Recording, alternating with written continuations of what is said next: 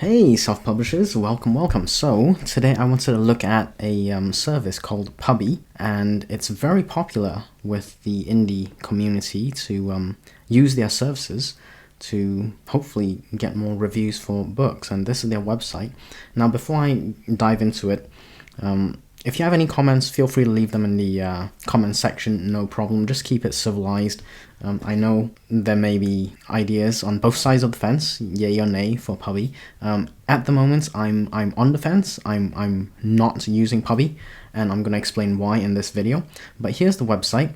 So any constructive comments, feel free to leave them in the comment section. Just keep it civilized is my only request. Now, Pubby says or claims they've got over 3,000 authors and publishers to get reviews consistently, and that's kind of their social proof. Unlimited reviews, bonus reviews, no charge per reviews, privacy stuff. It's all good stuff. And they've got like a little calculator to kind of give you a feel for what they could do, right? And then like if you plugged in your numbers, I'm not going to plug in my numbers right now, but in the FAQ section, it's worth a read. You can cancel anytime. They seem to be very upfront with their policy, their pricing and all that, which is okay. Now this is what caught my eye. Okay, before we jump into my next step on the due diligence side, number one, it's always is whatever company compliant with Amazon's review policies. And over here, Pubby, written by Mary, updated a week ago, they have a little blurb here that says they believe that their policies are compliant. So the big thing here is that authors do not review each other's books, which would be kind of like a review swap. Now, I don't think, this obviously is fine, probably. I don't have, details into the algorithms and all that, but let's say author A and author B, you can't review each other's books, basically. But if you had a big enough pool, like if you had like author A all the way to XYZ, then you would be able to review, say, author C, and author C will never see your book. So it's kind of like, it's not quite a review swap, but it certainly is a large review pool of authors. let's say it that way. And all the other stuff is really good. So reviews are on, they do not censor bad reviews. They are reviews done by real honest people. I don't know if people are going to be honest about their reviews. Sometimes, when you are in need of trying to get reviews, and it leads me to this next point. You get reviews by earning what they call snaps. Okay, so the prime way to get snaps is to review other members' books. So that, if you have a large enough author pool, although you don't directly have a review swap with another author, you could, go around the big circle of authors. So you review author B reviews author C, and so on all the way. And then author C or B will never see your books, which although in theory is fine, I feel kind of flies a bit on the line with the spirits of how reviews should be garnered.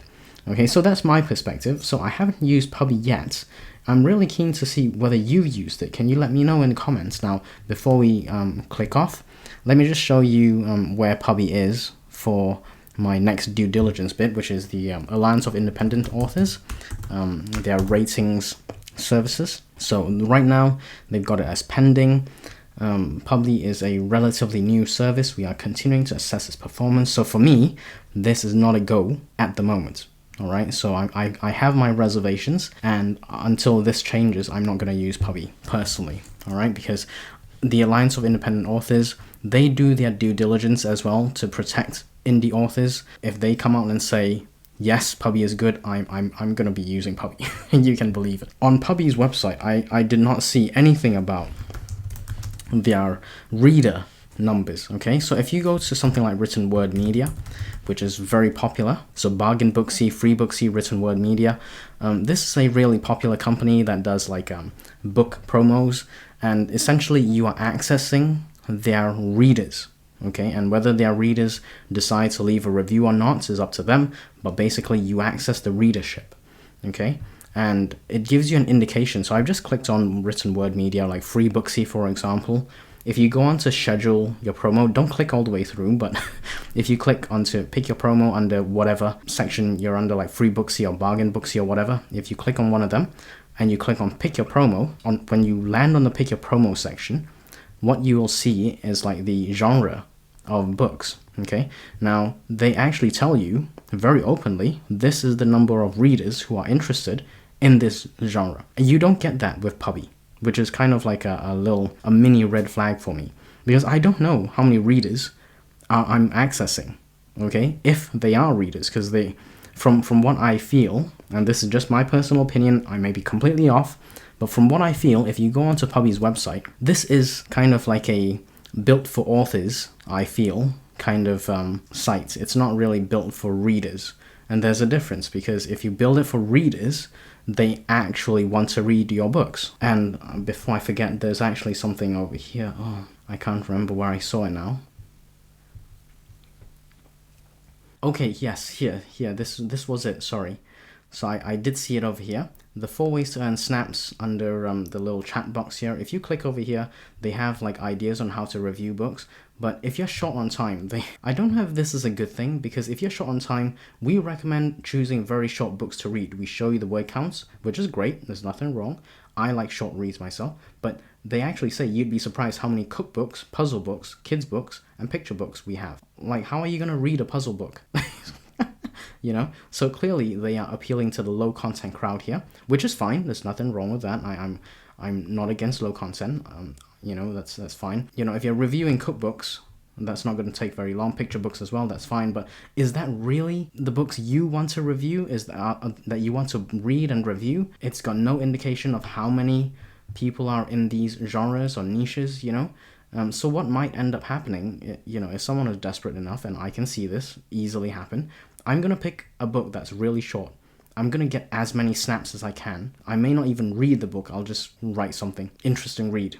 And then, you know, as a review on Amazon. And then I'm going to be collecting snaps. And then when I collect enough snaps, I can then get hopefully some reviews for my books. But again, it comes back to, I don't know anything about their readership. I don't know how this really operates. Although it may not be a direct author-to-author swap on reviews, it seems to fly very on the line on that point. It's kind of like a big pool of authors. Whereas if you compare that to something like a written word media, this is a big pool of readers. These are not authors. I mean, it's very possible that there will be some authors in here. That I'm not denying that. But I'm gonna bet, you know, just my personal opinion, that 400,000 people or whatever, or 100,000 whatever people, not all of them are authors, and not all of them are there to get reviews. They're there to read books, and if they want to review, they may leave a review. Whereas this is kind of very much geared towards, I wouldn't say pushing reviews, but it's certainly geared towards gaining reviews, which is fine. I mean, that's one of the, you know, attractions. But from a perspective of, are these actual readers getting reviews, leaving reviews? Are these actual readers who want to read your book? I'm not convinced. So for now, I'm on the fence. I'm leaning towards I'm not using it. I do know it's very popular, so I'm not gonna yuck someone's yum. So if you're using it, by all means, you know, go ahead. But I just wanted to share my findings as to why I am personally avoiding Pubby for now.